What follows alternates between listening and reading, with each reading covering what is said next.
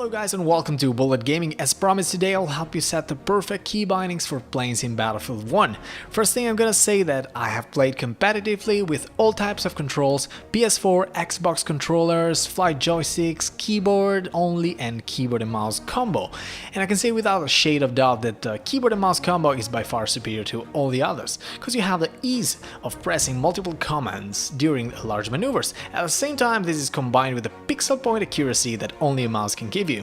With this out of the way, I'm gonna specify what a lot of people keep asking me about. I'm talking about inverted flight.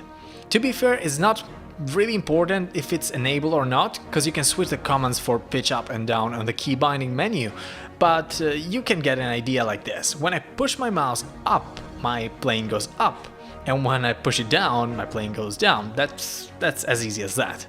Now, let's jump into the game and start adjusting those key bindings. So here we are. First thing, we go onto the option menu, and once it opens, we go on key bindings and select in plane. Now I'm gonna start from top to bottom so we don't miss any of the important key bindings, and I'm gonna slowly explain why I'm setting every key binding if it's an important one.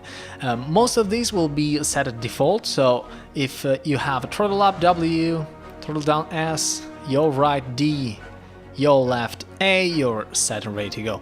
Right now I am playing with inverted flight because it was enabled like that, and I have pitch down to space. So every time I press my space bar, my plane goes up.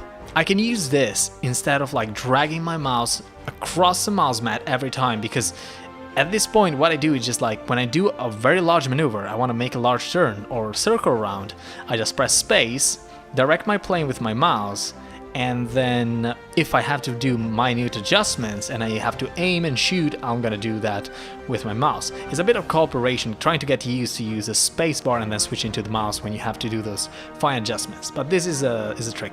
As I said, remember, if you have inverted flight on, you might want to switch this up, because maybe if you set it here, the plane is gonna go down instead of going up. So if that happens, just switch it over.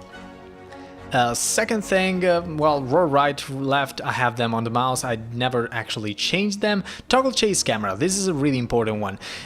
What I did was go on the mouse and actually bind this to my scroll wheel press. So every time I want to switch, I don't have actually to take my finger off my yaw, which would be D, to actually press C. And what I do is just press my middle mouse button, and it makes me switch from third to first person. And this is very important because many times, especially when attacking ground targets, you want to be aiming and at the same time switching, so you can't really move your fingers, and this is a good trick, so do this.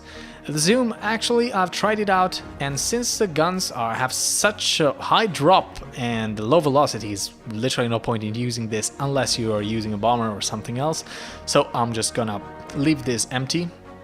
And we go to another important one. Free look aircraft. When you're in first person, you can look around. This is very important because once I do a strafe and I go up, I'm gonna go on first person and use this with the right mouse button, which is set, to actually look behind me and then see where the enemy's heading, so I have an idea when I turn around. Because like turning a plane and trying to make a second strafe, many times if you don't know where the enemy went, you're gonna lose it and you'll not be able to actually kill him with the second pass.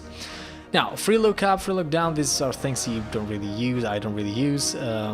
Fire, obviously, left mouse button is by default. Reload R. Switch weapon F. This, I never use it, because what I've done is actually do this. Select primary weapon and select secondary weapon. What I've done is set them to scroll up and scroll down. So it doesn't matter how many times I scroll up, I always select my primary, and it doesn't matter how many times I scroll down, I select my secondary weapon. Gadgets, never actually use them. Enter exit vehicle E, scoreboard, menu, zoom minimap, this is very important. I set it on N, and you need it when you have an enemy actually chasing you, or you want to keep track of a ground target that is spotted, but obviously they need to get spotted, so I use it way less than I did back in Battlefield 4 and 3. So that was it, I think, for the key bindings. If we want to, we could take a look at some other things that you may be interested in, which would be controls, where my vehicle mouse sensitivity is at 100%. This is another thing that people keep asking. You have to be careful though, because I use 800 DPI. Having a higher DPI would result in this being very unusable, so just like try to adjust it a little bit. Row mouse input obviously on, and invert vertical look and invert vertical flight, sorry, is on. If you put it off, obviously you have to change the bindings to make your plane go up with spacebar. I think that was it for this video, guys. If you liked it, please rate, leave a comment or subscribe, and until next time, see you on the battlefield.